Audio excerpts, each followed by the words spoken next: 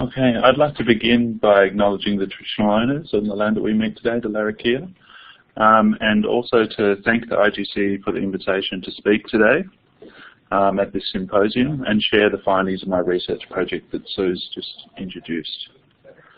So during the second semester of 2015, I undertook a 40 credit point thesis research project here as part of my Master of Education International. My research project is a document analysis of Australia's historical, recent and current languages and literacy policies.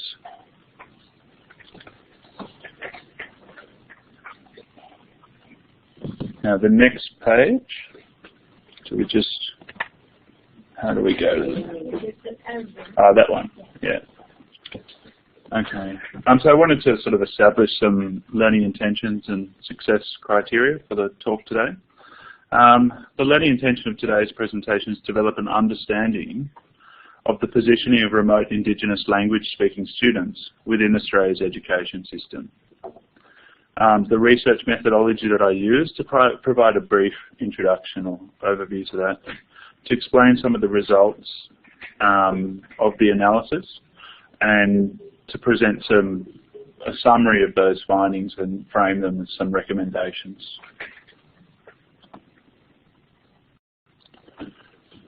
So the success criteria for this presentation is to enlarge the scope of discussions about Indigenous education in an affirmative way.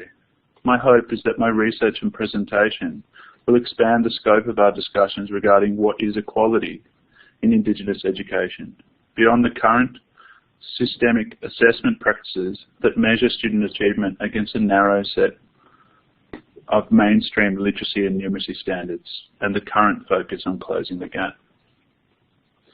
I want to promote a discussion also about the ways of doing research, which I hope to facilitate by retelling my experiences about how I worked with my supervisors and how I went about doing the research and some additional opportunities that I had access to.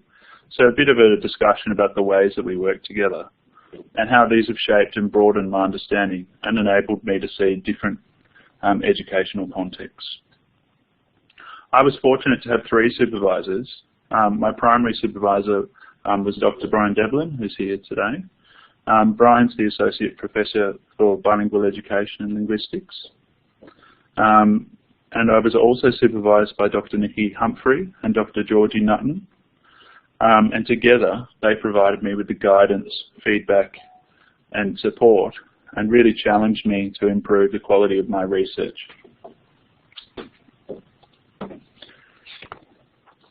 I wanted to start with telling you a bit about my background and what led me to undertake this research.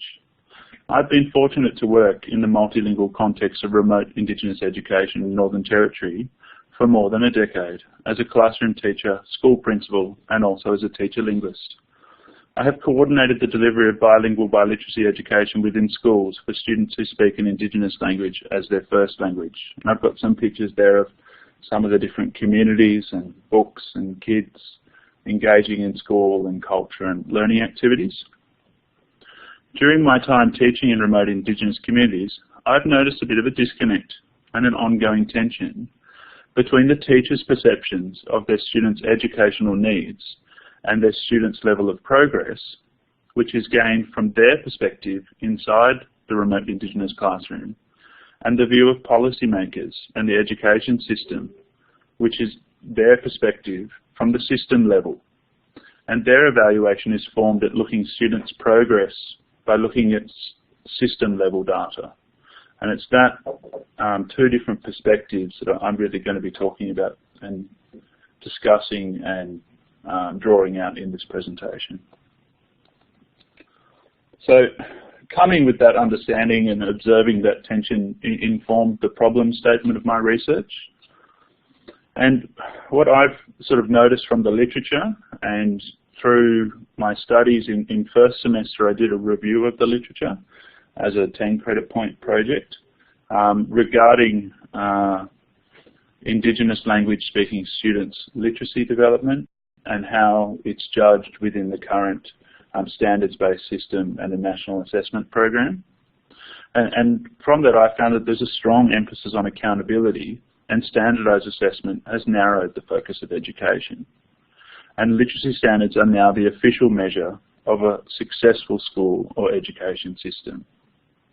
The current focus within education policy documents and reviews on literacy performance are measuring all students against mainstream English-speaking background standards. And I'll refer to ESB students, English-speaking background, in my PowerPoint.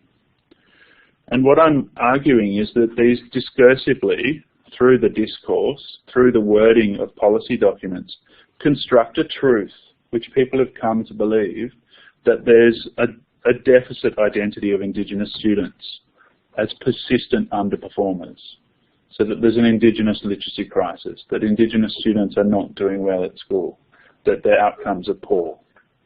However, I'm arguing that without an awareness of the connections between literacy, education and ideology, discussions about education and effective pedagogy are left weak and incapable of highlighting what is truly going on and what is truly wrong, if there is something there. Within Australian education, the discourse, the policy documents, the way teachers, education systems, and this is a quote by Jeff Masters from ASA, are talking about education, is that there's quite a focus on underachievement, particularly with the results obtained by Aboriginal students from remote schools on standardised national tests. These students more often than not speak one or more Indigenous languages at home. For the purposes of this research program, I refer to them as Indigenous language speaking students. And so this graph is kind of saying that they're worried that there's a long tail, that there's a lot of students below the benchmark, and that he's saying that they consistently fail year on year to meet the expectations. The structure of the presentation is organised into going through quite a comprehensive review of the literature in order to position remote Indigenous language speaking students and to show the magnitude of different opinions and different forces that are acting on Indigenous language speaking students. I want to outline the research methodology I used, discuss and organise the findings, and then present a summary.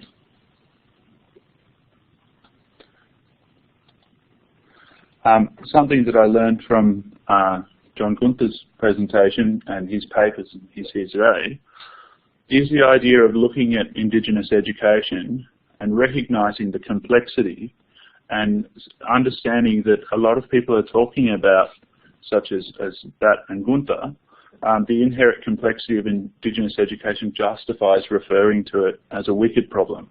And that was something that at the conference in Myanmar that I'll talk about a bit later, Professor Joe Lobianco also referred to. A lot of these multilingual, multi-language policies around the world is an area where it's a very complex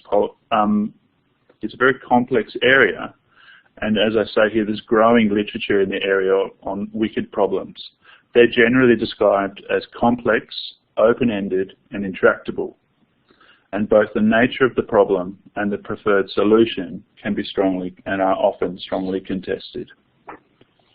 And I'll pick up a bit more on this sense-making model as we go through. But what it's talking about is when we're thinking about particularly a people-based system, a complex system, there's different ways that systems make sense of problems and respond to them. And so they're saying that in the obvious zone is where organisations can just use a policy. They can state what the best practice is, and the workers or the people can respond to that problem when it arises by implementing the best practice. And this is something that Gary Fry has talked a lot about in the lectures and presentations we've had. He's talked a lot about complex adaptive systems. And what it's saying is that when you start talking about dealing with people, people are not compliant. People want to do things in their own way. When we're talking particularly about remote Indigenous education, it's a complicated or complex situation because there's a lot of this remoteness, people coming from culturally and linguistically diverse backgrounds. and there's attendance, there's lots of issues here that I'm going to pick up on in my presentation. And it's saying that some people approach this by looking at, well, what's the best case or the best practice used in the mainstream, and then applying that to remote Indigenous settings. And it's saying that those tightly constrained policies are not likely to work in a complex situation. And that what we need to do is use ways that we develop emergent practices. We think about it, we come up with a trial, we probe, we test, we see what's going on, and we adjust our practices. And so really thinking about, in a complex situation, not treating all Indigenous learners or all Indigenous communities as the same, but thinking about what their distinctive needs are.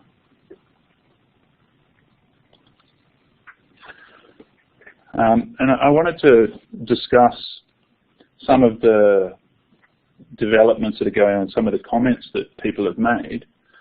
Lee et al., which is a publication produced by Bachelor Press, they're saying, or they claim, that from a pedagogical perspective, recognition of Indigenous students as multilingual is the elephant in the room.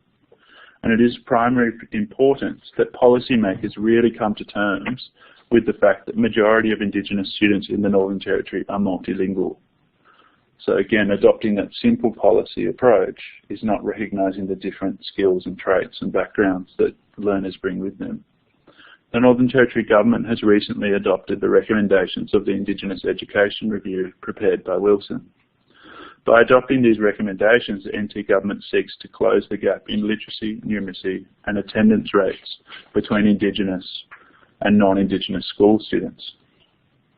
And the brief that Wilson had in his review was to come up with basically a technical approach to address the presence of a gap that could be rolled out across the different communities. So it's already situating more in a complicated or simple policy response.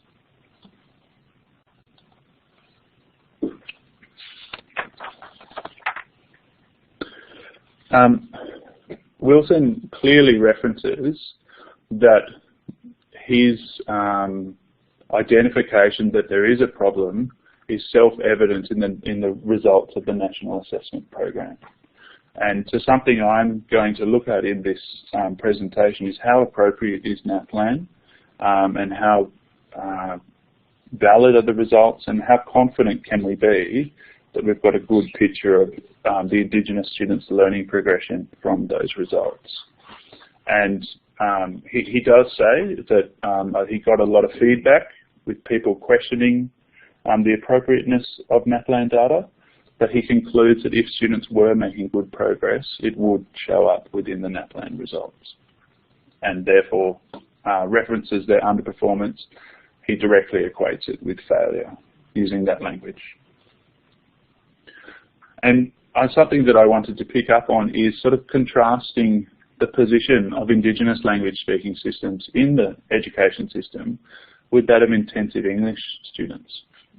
Indigenous students, if they're born in a remote community, there's no provision, and living in a remote community, there's no provision of intensive English centres or schools. And if the Indigenous student is born in Darwin and growing up in Darwin and speaks an Indigenous language, they're still not allowed to attend an intensive English school. It's not about your language background, it's about how long you've been in Australia. So intensive English schools are designed for students that are recent arrivals, and they're entitled to the extra services and provisions that come in their first year of schooling. And so something that I'm sort of pointing out there is that Indigenous ESL students had a program called ESL ILSS, which provided smaller class sizes. It provided additional training and support for that teacher, and there was a specialised program and resources for that teacher. With the move to the Stronger Futures funding, that ILSS funding was put to literacy generally, literacy and numeracy. So that funding is no longer supported on a system level.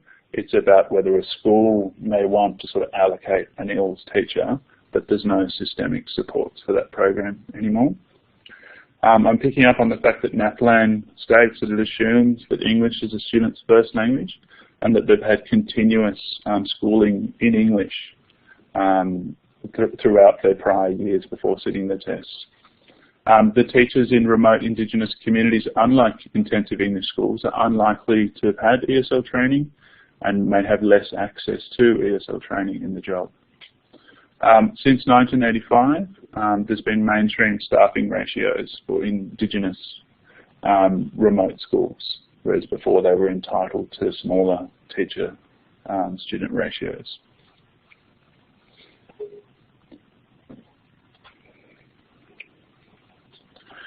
On this point, I want to sort of address, well, this is what ACARA is saying in their policies, that they've learned, they say, that the most important thing is to provide the same, to establish that all learners should achieve the same outcomes and have a common curriculum and outcomes for all students, whether they're learning English at school or whether they come to school speaking English as their first language. So they're saying, set the same high expectations, provide differentiated levels of support. So this is for English-speaking, non-English-speaking students and English-speaking students are treated the same. They just may have additional supports. However, in the new languages other than English curriculum, in their shaping papers, ACARA states that there's a need to create 3 different learning pathways. They've created a first language learner pathway, a heritage language learner pathway, and a second language learner pathway. And their justification for doing this is that all learners of language in Australia bring different relationships to learning that target language. And they say that second language learners will always be on a different learning pathway from first language learners when learning the target language. And I looked into this and sort of went, well, why could there possibly be a different treatment of English-speaking students learning a foreign language like Japanese or Chinese or something like that in their schooling? And what they found was of the Year 12 cohort, only 3 or 4% of students were taking foreign languages. And one of the Melbourne Declaration goals is to improve students' literacy in English, but also to promote the learning of foreign languages. And what they found through the Asian Education Foundation did some research into this, and they interviewed students and were saying, why are you doing languages throughout your primary schooling, a lot of you are doing it throughout your middle years, why are you not taking it for year 11 and 12? And the feedback that they got, one of the main reasons people were dropping is because they didn't want to compete with first language speaking students for the HSC, because they were worried it would affect their results and didn't see it as fair. Yet for our students, when we're talking about remote Indigenous students, we're expecting them to catch up and meet the same expectations by year 3. These were year 12 students and didn't think it was fair, and it's been acknowledged that there's a need to create different learner pathways. So I'm just picking up on this. There's a lot of different contradictions and complexities in this space. And so that's where I'm again coming back to this model and saying, yeah, sometimes we're recognizing these complexities and coming up with differentiated solutions, differentiated approaches, and other times we're saying, no, we need a common policy, a common approach, common treatment and staffing ratios and those kind of things in other settings. And looking at that simple approach, a lot of you would be familiar with Black and Williams' discussion about a simple systems approach and talking about the classroom as a black box.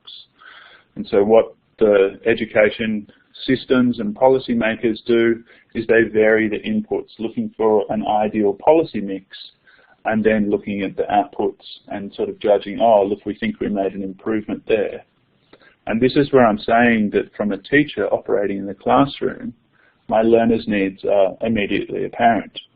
I'll try to explain something or discuss something, or if I'm teaching in an abstract way without any language supports or concrete supports, pictures or objects to explain what I'm talking about, there's quite often communication breakdowns. So this is where throughout the presentation, I'm picking up on the fact that the system level are using a simple approach. They're using a common input, giving the same ratios and things, and it's some additional funding, using the same test to judge what's going on within the classroom, and then measuring the outputs. And interestingly, Black and Williams say that in America, quite often when this fails, the system blames the teachers and the students who are the ones going on and working away inside the black box.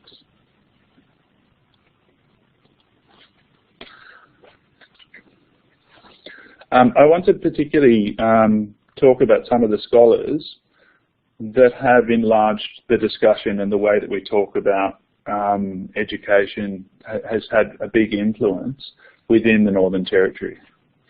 I'm first referencing there Dr. Yunupingu. I'll also be talking about Professor Jim Cummins, Dr. Chris Sara, and Professor Joe Lobienko. And I'm drawing their attention to these because I believe, as I say, they've enlarged the scope of the discussion and affirmed some of the things that I'm going to talk about today. So Dr. Yunupingu was an Indigenous elder and a former Australian of the Year and school principal. And he discussed the power of first language to empower Indigenous people. Dr. Yunupingu explained how teaching a child who speaks an Indigenous language literacy in their first language first provides Indigenous language speaking students with the necessary foundation to bridge to English literacy successfully. When a child is educated both ways, Dr. Yunupingu argued that the multilingual child had double power. Professor Jim Cummins, who I'm going to talk about now, is a leading authority on language differences and their influence on reading attainment. And I'm going to look at his synthesis that he's recently developed of the international evidence regarding literacy development for linguistically diverse students, and he particularly focuses on students from low socioeconomic or marginalised backgrounds.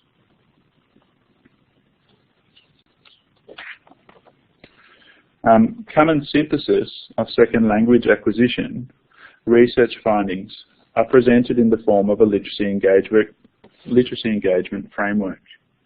This framework provides educators and policymakers with a framework to develop school-based language and literacy policies built on the understanding that linguistically diverse students will engage actively with literacy only to the extent that instruction scaffolds meaning, connects to their lives, affirms their identity, and extends their knowledge of academic language. Cummins' literacy engagement framework is used in this presentation to frame the presentation of my findings. And unfortunately, this only came out in September 2015. So in my thesis, I used his earlier model, which was about engaging minority language students in school, and that was from 1986. And what he's done in this paper, it's a fantastic paper, and I've sent it out through some of my networks, is that he recognises that there's still some areas of debate and some things are contested. But he goes through all the areas of research and all the data that he's gathered over the years and produces a framework of consensus, saying these are the areas that we agree on, that we know are really important, and there's substantial evidence to support these claims.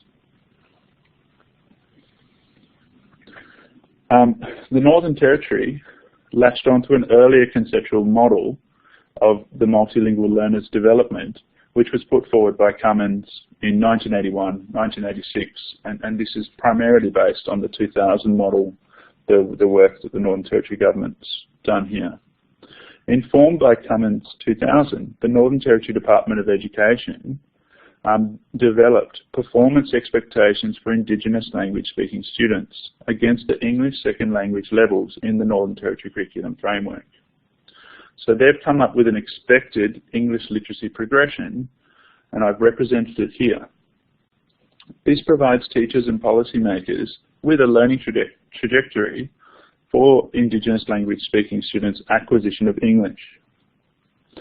And it's important, they note, in their policy, the Department of Education, that the students, remote Indigenous language speaking students, are learning English as a foreign language.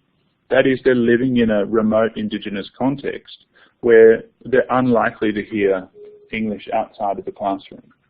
They're unlikely to engage in English conversations if they're catching the bus or going down the shop. And some Indigenous communities will not have access to television. And again, that's a passive way of engaging in hearing English communication as well. So it's interesting that they're drawing a direct comparison to the English-speaking students who are learning a foreign language.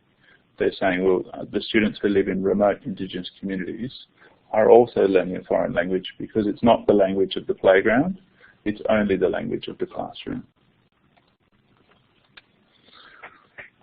I'm referencing Dr. Chris Sara here, who is the founder and chair of the Stronger Smarter Institute and former Indigenous principal in Queensland.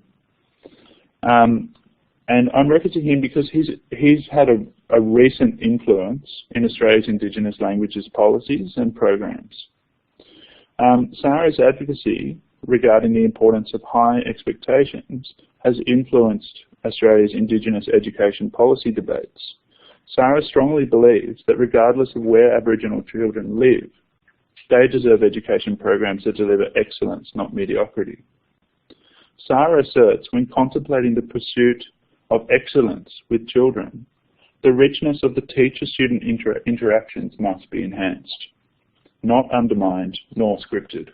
The problem, according to Sara, with the current research the current search for a technical approach or a policy panacea or a magic bullet is that scripted lessons of programs such as direct instruction suck the life out of the richness of students' learning, and thus even when executed superbly will only deliver basic learning outcomes.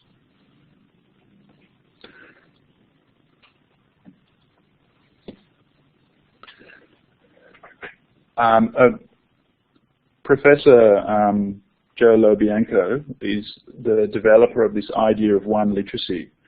And as I'm saying, there's lots of different forces and things impacting on this space of Australia's languages policy.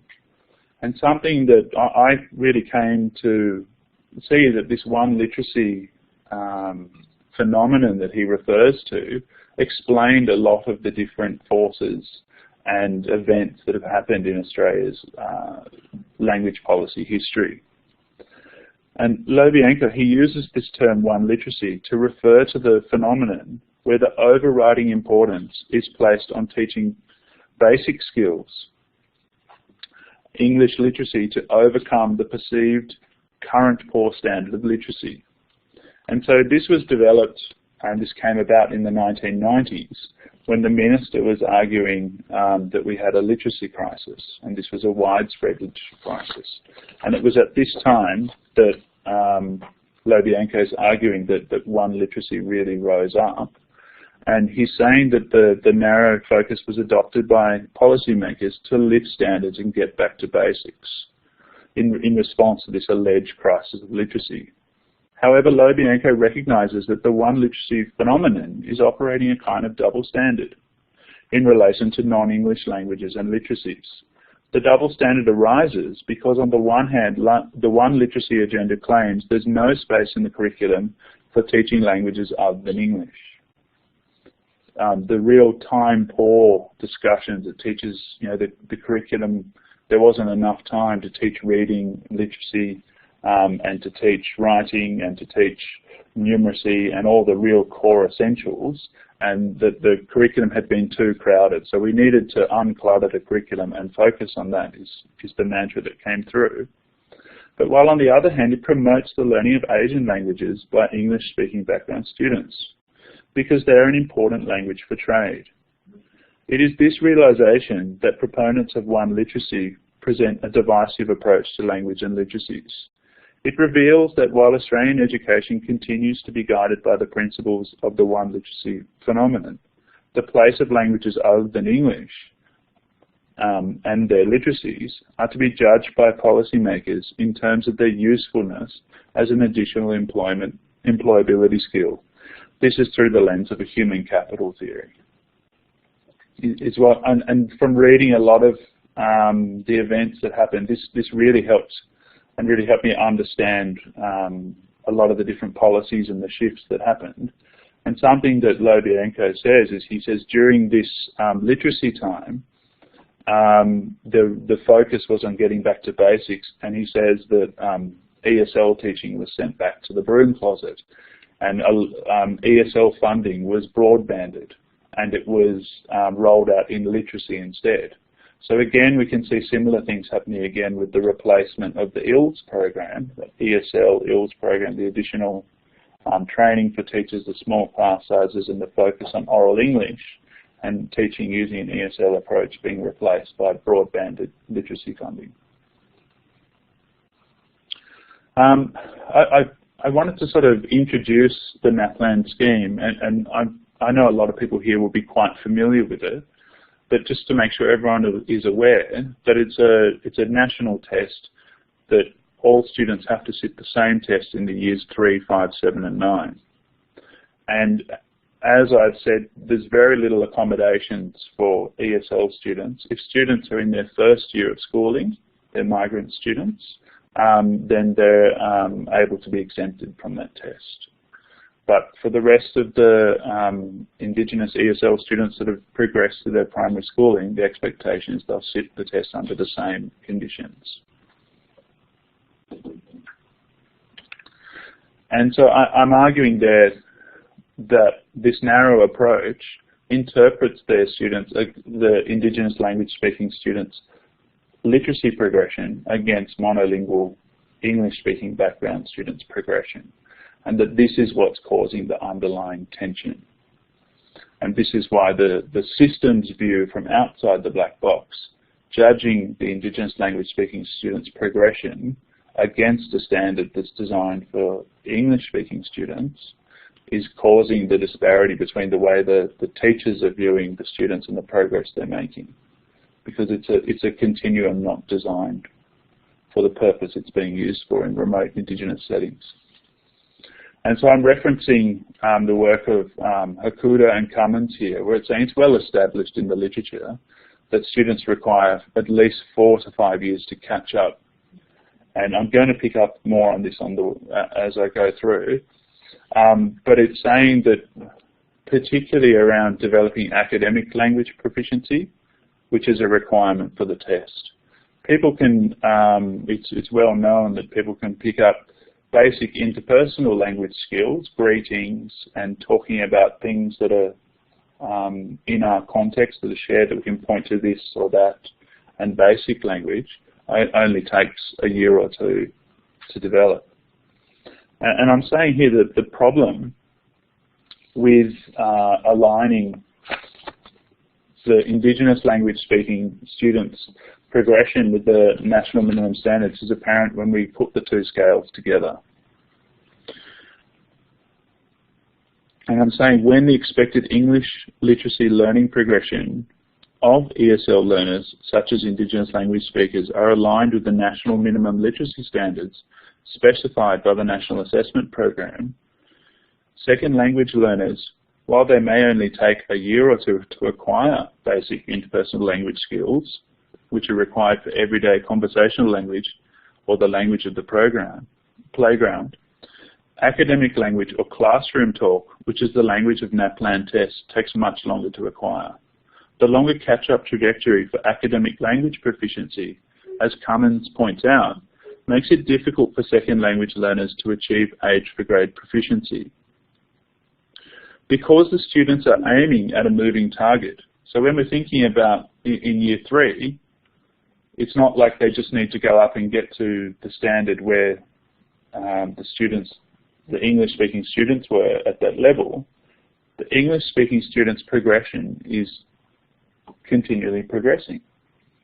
So in effect, we're asking Indigenous language-speaking students to catch up.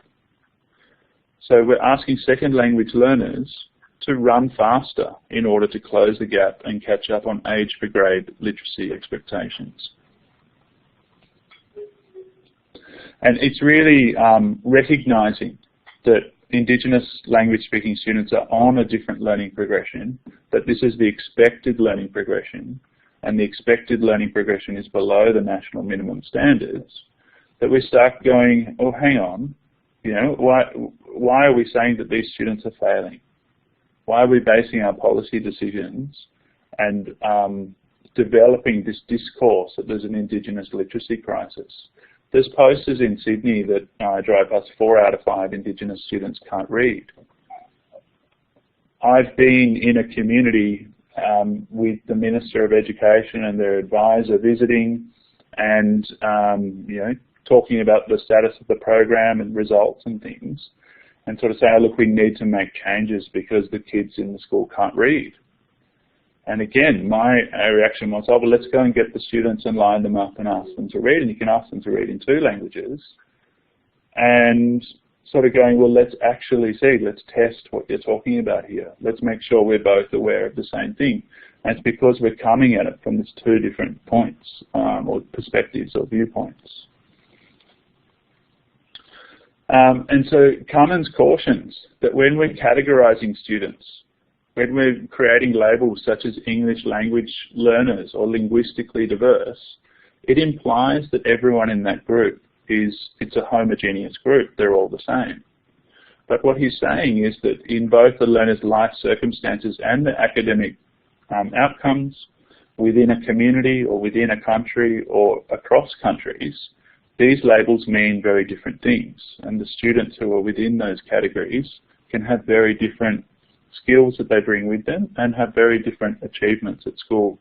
And this is the key thing that I started to pick up on here. Okay, we're categorizing students.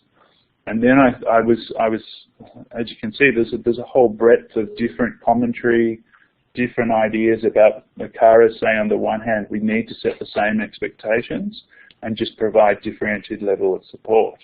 And there's a lot of ESL people, Jennifer Hammond's new book, ESL Students at Risk, agrees with that, says that that's the way to go. And so there is debate out there in the profession. And what I started thinking about was, well, how am I going to look at these policy documents? I was originally thinking that I would use a grounded theory approach, which is the different themes or, you know, the data will sort of be formed into themes or categories or groups as I read them, and it will become obvious to me about what's going on. That this topic or area of research is very, very complicated, and there's a lot of different competing viewpoints. And so I felt that I really needed to find a framework which would enable me to look at the data through a lens. And this is something that in our subjects and discussions about research, we talked a lot about theoretical frameworks and how you use them and how they help you. And Sue Shaw would show us pictures of like where you look at it and people will see different things. There was the case with the white or the blue dress. There was the case with, there's a picture you can see an old woman or a young woman or a rabbit or a duck, I'm sure you guys have seen. And so it's saying that when you have a framework or a way of viewing or treating the data, and these are policy documents, then you'll be able to analyze them or view them or look at them through a lens that will enable you to pull out your findings. And I started reading lots of different people, Bourdieu and others, and I started reading Foucault, and I was a bit nervous about taking on a French philosopher, but I managed to find on staff Dr. Nikki Humphrey became one of my supervisors, and it was because Foucault is the methodology, the lens that she uses for doing her research. And so what he sort of says is that governments use sciences, use the way that we talk about people to classify them and to categorize them. And a traditional government is focused on having a cohesive society with a common national identity, a common purpose. And by labeling people as delinquents or illiterate or different for some reason, institutions will then respond to that and try to adjust their behaviour. And so it's really saying that we label people and that subjects them, and then people treat them differently, is kind of, and particularly that institutions respond to that. And so what I found is that Foucault's methodology really helps me to open up that black box, really helps me to start getting through that opaqueness. And something that he says is that education is not only a bad thing, it doesn't only subject people in a negative way, it can make you a subject of power. It can constitute you. We know that women going through getting the right to education, getting the right to get accredited, has paid off big outcomes in now that we have meritocracy, where it's based on your merit. Is an example that some of the philosophers, that some of the people using Foucault use. They cite that by providing education to women has changed the lives of women. So they're saying that by education is not a bad thing, it can be a very good thing, it can be a very powerful thing. And so what Stephen Ball is saying there is that we need to find a way to harness education, to use it in a positive way for everyone, whereas for some people it can be a very negative thing. So I'm sort of trying to open up the black box to find a way to find an education program that, rather than disempowering students, actually makes them powerful. And so what I've looked at is there's a few people like Stephen Ball. He and there's another person, Hacking. What they've done is they've sort of looked at talking about these classifications, and what they say is these classifications they refer to them as humankinds, and they say that humankinds are just a made-up way that we label people. And they're saying that once we put those labels on people, then we can govern them. And through governing them, we can change their behaviour. So the label that we put on the students, in this case, is called a humankind. And this influences the institutional responses. So what I'm really looking for is, what are the labels that have been put on Indigenous people and students throughout the different policies? And how did that affect how institutions responded to them? So I'm just wondering, are you able to put the after hours aircon on? It's getting a little bit hot, yeah? Okay, yeah.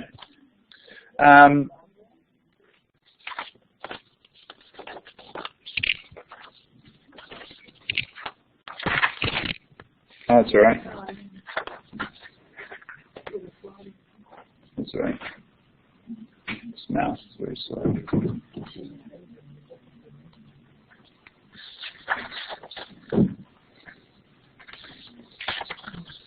Sorry.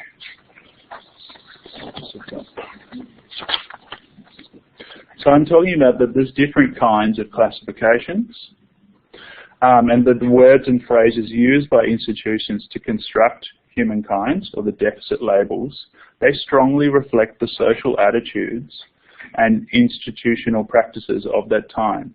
So by looking at the labels that governments or education policies have put on Indigenous people at different times, we can use that to explain institutions such as schools and the way that they interact with the deficit labels in an effort to normalise the students. So Hacking labels these institutional practices as interactive kinds.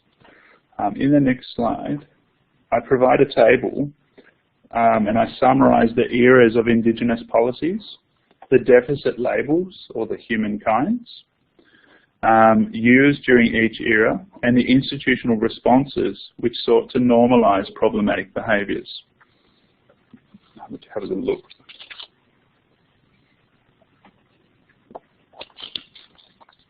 So I say in the late 19th century, Australian Indigenous people were characterised as inferior and uncivilised.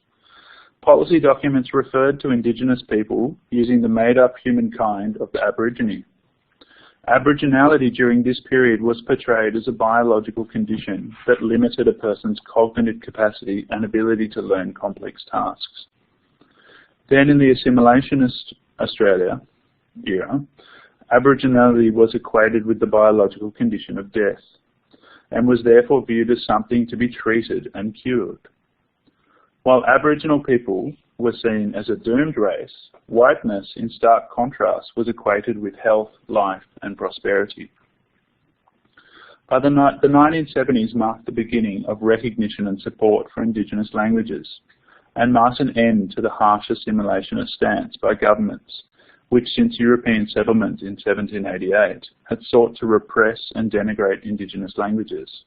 Klein characterises Australia's assimilist languages policies from 1914 to 1970 as rejecting, and importantly post-1970 as accepting and even fostering of Aboriginal and migrant languages. By the end of the 1980s, Australia's domestic multilingualism was intensifying, and the National Policy on Languages, which was written by Joe Lo-Bianco in 1987, explicitly stated that minority language programs should be valued, citing the growing body of international evidence of the intellectual and educational benefits available from early bilingualism. Importantly, the National Policy on Languages recognised that for a language that for a large minority of Australians, English is not their mother tongue. The policy therefore went beyond the simplistic deficit classification of the Aboriginal or the migrant child without English proficiency or non-white by recognising that these Australians, who are both children and adults, are invariably proficient speakers of at least one language other than English. This is an important fact to acknowledge, so that incapacity with English is not assumed to equate with incapacity with language. So prior to the National Policy on Languages, when students came to school, they were treated like that they didn't have any language. Then from the National Policy on Languages, the first languages policy for Australia, it recognised that these students are bringing with them a resource, bringing with them knowledge of language, and not to think that the students have difficulty with learning languages as such. It's just that they're not speakers of English, they speak a different first language. Implementation of the National Policy of Languages therefore reframed the government's provision of education by creating pathways of different services based on the students' educational needs, where policies prior to the implementation of the National Policy on Languages were traditional government policies, which interpreted equity primarily in terms of access to mainstream and measurement of mainstream outcomes. The National Policy on Languages reconceptualized equity as multidimensional, that people can have equitable outcomes and equitable access to education, but be taking differentiated pathways, having differentiated learning experiences based on the knowledge and skills that they bring with them.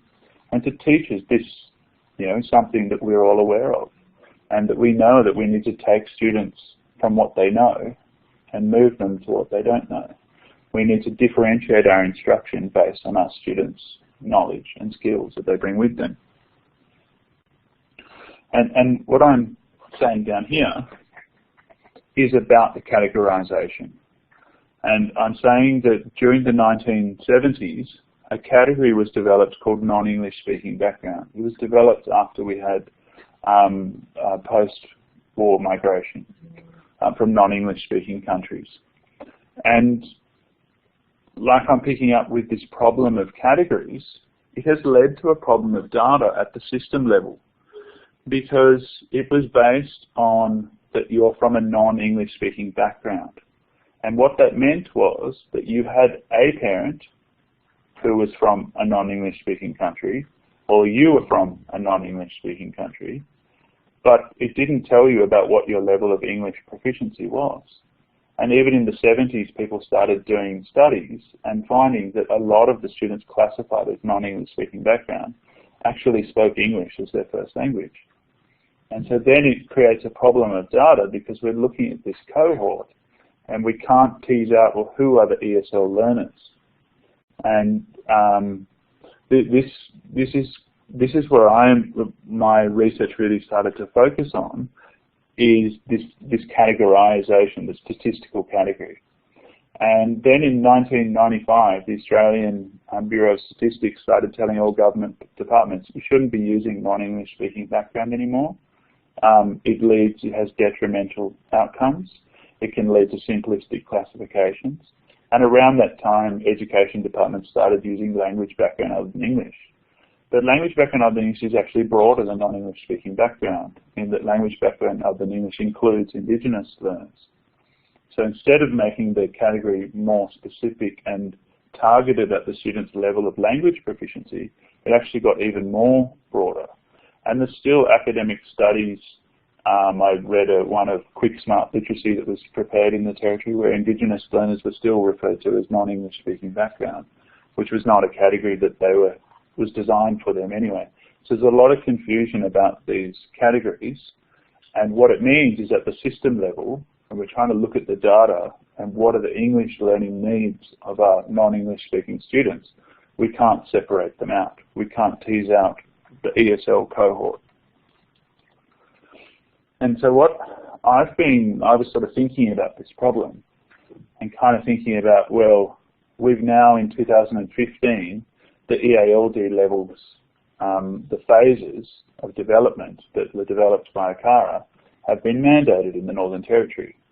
So it was a requirement on every ESL or EALD student's report that parents were told your student is at this level, whether it's a beginning phase of English, a developing or a consolidating level. So we now know from the teacher-based assessments and judgments from all schools what level of language proficiency each student has. But on the NAPLAN test booklet, we have, you can only choose whether your language background other than English. And so this process has been going on, and you've had the Australian Council of TESOL Associations, the Australian Literacy Educators Associations, all wrote to ACARA for one of their NAPLAN reviews in 2011. And they said, look, you need to do something about this category. We can't work out, we can't use the data to talk about our students and their needs. And the ministers, all the ministers in Australia looked at this, and they've made a recommendation to ACARA that you need to do something about this. And then in 2011, they formed a reference group, a working group, to go and look into this problem.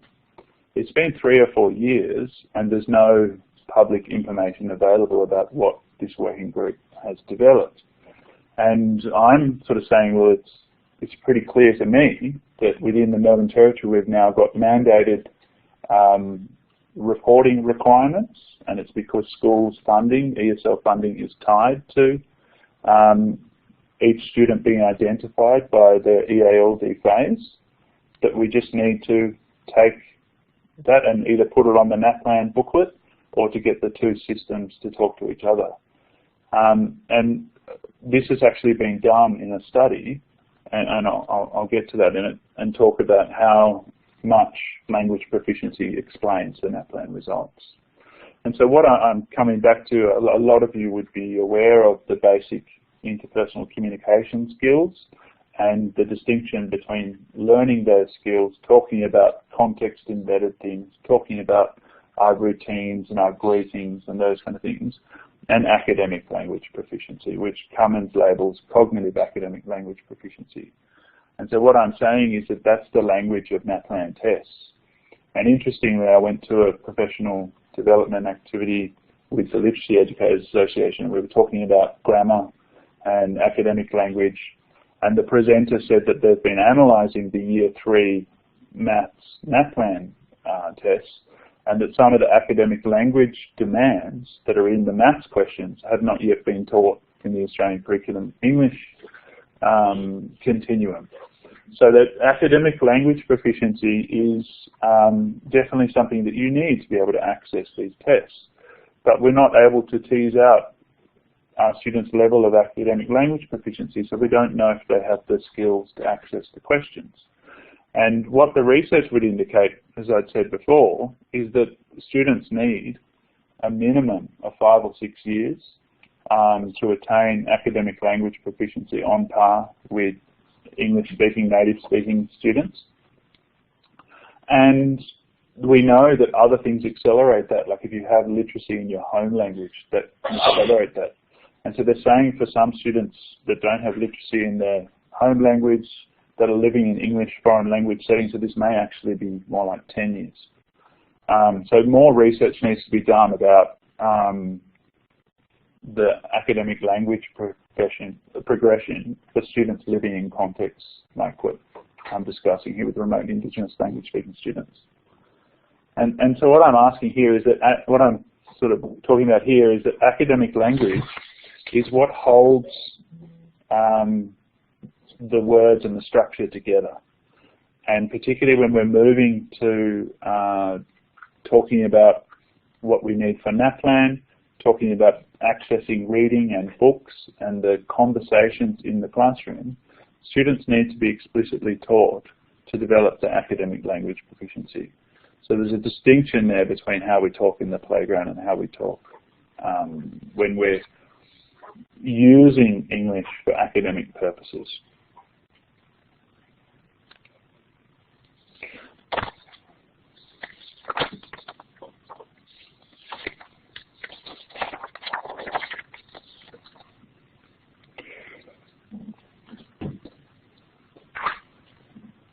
I've covered a bit of that there already. I think what, and this is something that I'll pick up on in my conclusions and my suggestions going forward, but Cummins is saying that this needs to be something that is developed and the progression integrated into the English program. And interestingly, something that I recently got was the books that the TESOL associations in America have produced. And what they've done is America has core curriculum outcomes. And for each year level, what this resource does is it maps for the phases of learning, which are very similar to our ACARA ones. If the year level content in maths or science or English is this, what's the academic language progression that students need to go through so that it's integrated and explicitly taught in their programs. And so that's a fantastic resource that I've just started looking into. And so it's saying that these increasingly complicated language structures and features need to be explicitly taught. I was talking about needing to understand the student's level of academic language proficiency and how this impacts on students' results. And what I'm talking about here is validity. And I'm talking about, are NAPLAN tests a valid measure of student achievement for Indigenous language speaking students who are developing academic language proficiency? Validity refers to the inference or the judgments, how confident we can be with our judgments that we draw from a test score or from test data. Therefore, for a judgment about a student's performance on a test to be considered valid, the test must accurately measure the construct, such as literacy, that it claims to measure. So if we're saying that we're measuring for literacy and that measurement is being convoluted with something else, such as a student's level of language proficiency, then the test is not valid. If I'm saying that I'm measuring your height, this is the picture of that student, but something else is getting in the way of that measurement, I can't see it clearly, then the validity is reduced. I'm mentioning that there's at least one empirical study, which was undertaken as her PhD in 2014 from the University of Queensland and technology, demonstrated that for ELSL students with limited English proficiency, NAPLAN results are invalid because they measure a student's level of language proficiency rather than their level of literacy. Cray's quantitative research findings provide empirical support for the Northern Territory Department's learning progression that they've developed, which was founded on Cummins' theory that cognitive academic language proficiency skills are required for successfully handling academic language tasks such as NAPLAN tests. So it's saying that until students have got that level of language proficiency that's required, we can't be expecting them to independently do academic language tasks. And Cray was coming at it from, she was teaching intensive English in Brisbane in Year 9 students. So she had students that had just arrived in Australia and had very poor or very low levels of English, and therefore had poor results on NAPLAN, or possibly were exempted from NAPLAN. But when she looked at the language background other than English score, the average score, and the native English speaking student score, they were equivalent. And some years the language background other than English score was a little bit higher in Year 9. And so she was concerned that, well, a policymaker could say, well, by the time we get to Year 9, we don't need this ESL funding anymore because the language background other than English kids have caught up. So it's again the problem of when we look at it from a system level, we can't see the results. And what Cray actually did was got together a lot of linguists and experienced ESL and TESOL teachers, and they went and got a large cohort of students and analysed them using the ESL levels. And then took their level against their NAPLAN results and saw if their language proficiency, their ESL level explained their NAPLAN results. And she found that it explained 90% of their results. She found that it wasn't about what country you came from, it wasn't about what visa status you're on, it was about your level of language proficiency. How much English language proficiency did you have was the direct variable that was causing the NAPLAN result.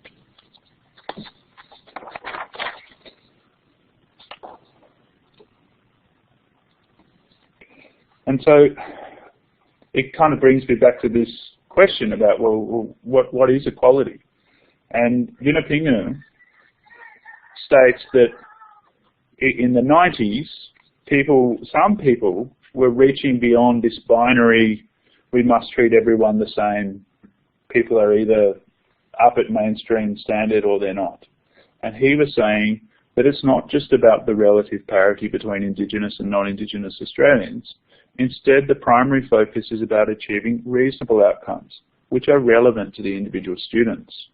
In this sense, mainstream education should not be seen as a single goal, but as a diverse set of educational options or pathways, which can accommodate unique and distinctive educational outcomes.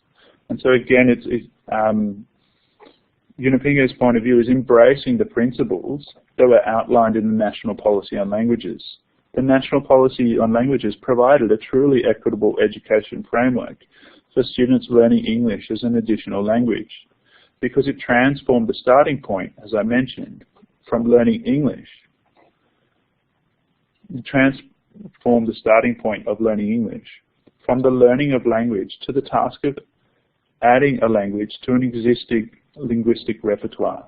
The student already speaks a language, they're not an empty vessel, and now ESL teaching, it was adding a second language, adding an additional language. The National Policy on Language thus provides a distinctive learner pathway designed to meet the needs of students learning English as an additional language. Unfortunately, the implementation of the NAPLAN regime, the focus on the literacy crisis in the 90s, these forces have reinstated the practice of measuring Indigenous language-speaking students' educational outcomes solely against mainstream literacy and numeracy outcomes. I've just covered those points there. Now, something that I wanted to talk about before getting on to the conclusions and summing up the findings was I mentioned that I've been very fortunate in the way that I've been able to work with my supervisors and had support from them. And I wanted to, in recognition that there's quite a different couple of audiences here. Some people are coming as sort of university students thinking about whether I might like to do this thing called a thesis and how you go about doing research.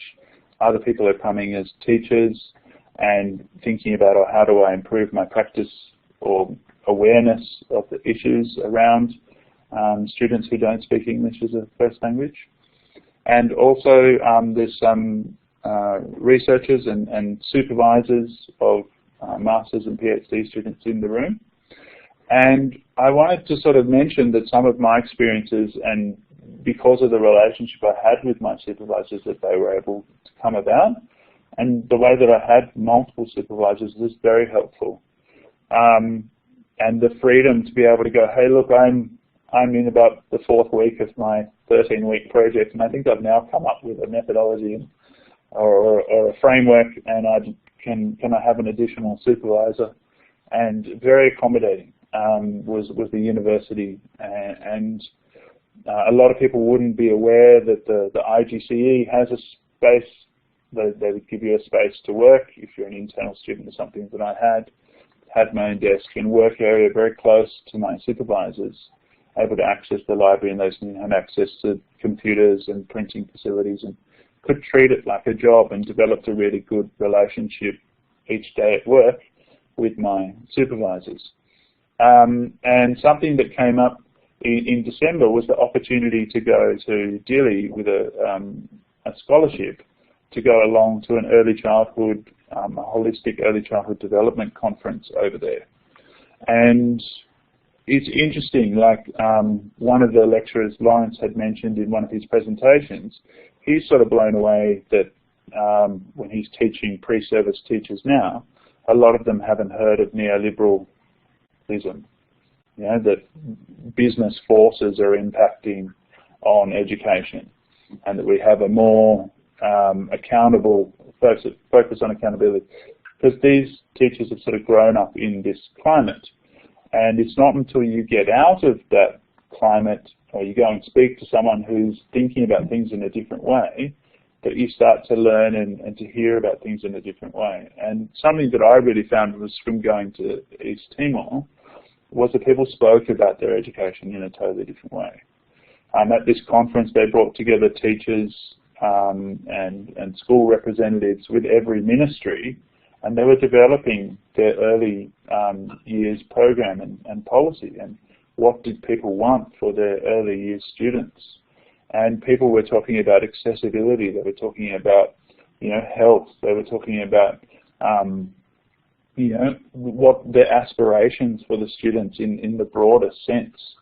And the way that the discourse that I'm sort of reading in this policy documents is increasingly narrowed, and we now judge a school and teachers about how well their attendance rates are, and also looking at their NAPLAN results. And so that was really refreshing, and that opportunity came about because I had a good relationship with my supervisor, and they were very encouraging about taking postgrad students to overseas, to different conferences, and developing networks. And I'm particularly grateful to Brian because when I was sort of finishing my thesis, he kind of said, oh, you know, well, who would you like to possibly in the whole wide world mark this? And I actually gave him 2 names. One of them was John's, and another one was Professor Joe Lobianco, and sort of said, well, I've been reading a lot of their work, and it'd be great to have their feedback and then look at my, you know, results, or to judge it by an external reviewer. And that was something that came about, that you know, the person who's the chair of languages and literacy in the University of Melbourne, and is the head of UNICEF's policy rollout for ESL across 3 or 4 Asian countries, agreed. And then we were invited to present a paper at Myanmar's first international languages policy conference. And to go to a country that's not as affluent as Australia, and yet to hear the way people talk about education, to hear about how important mother tongue programs are in the early years, to hear about their aspirations for their students, and to hear teachers talking about what they're actually doing in their programs, and some of the practices are amazing. The lady standing in the photo there with Brian and I was the First Lady of East Timor, Christy Busmau, and she showed us a video about the trial programs for mother tongue programs that they've developed in 4 little communities, really remote places, really poor country, and they've got a great early years mother tongue program operating. When we were looking at the work that Joe's been doing in Myanmar, they've just done a policy. There's more than 100 languages and dialects in the country, and they're trying to make a commitment that they're going to roll out language programs and supports and embrace student skills that they bring with them in such a diverse language community. And even say within languages there's dialects, even within dialects there's sub-dialects, and people are passionate about their languages and dialects. And it's always very refreshing and motivating and challenging in a way that we've come from an affluent country that's struggling to deliver a diversified education pathway for our students. Yeah. And so I wanted to talk about the summary of my findings, and I've sort of posed that the introduction there was sort of saying about the focus on underachievement, and I mentioned there about I think that a greater focus, a broader conception of what education is and its purposes would be very helpful to policymakers, teachers, or whatever level of school people are working at, or education, to bear that in mind about this greater purpose of education.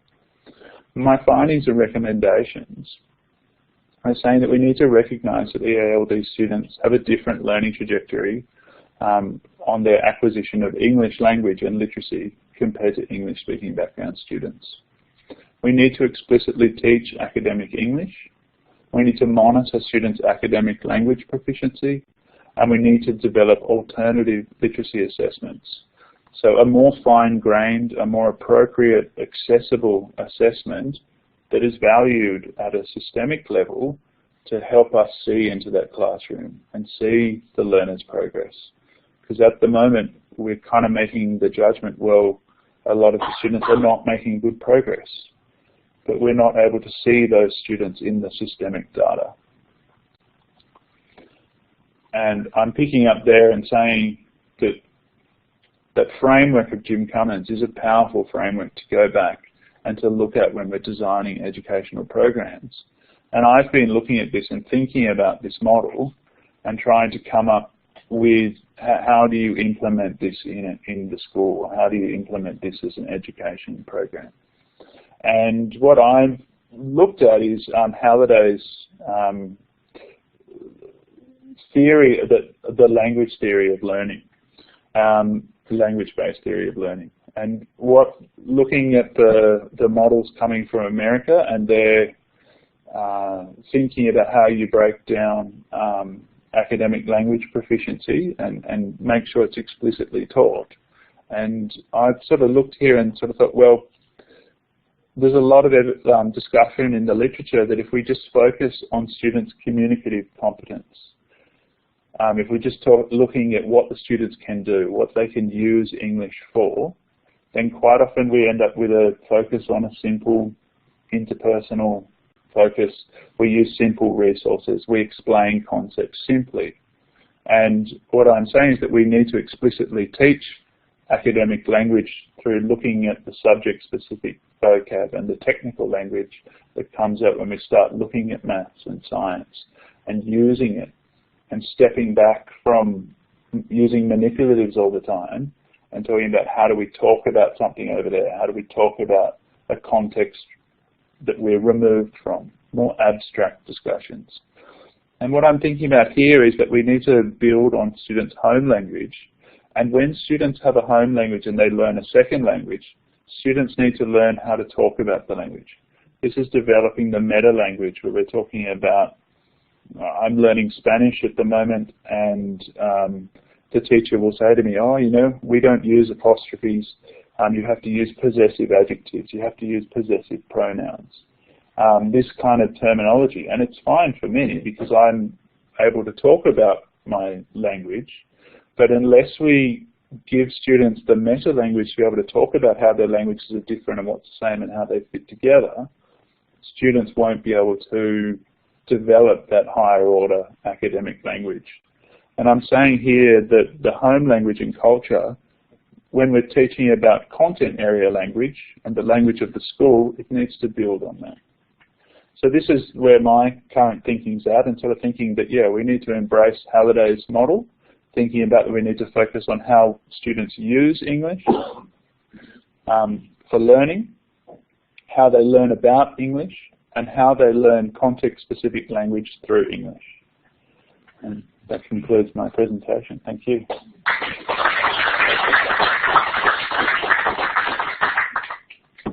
Well, Leonard, that was fascinating. I'm sure we all found that fascinating.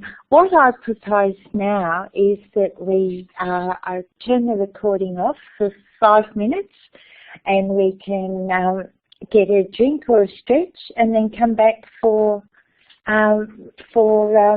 questions and discussion. If that's... And maybe for online people put in there, if they've got questions, we'll make sure we get and great idea. And people online, if you could want to type in some questions, we'll just do that.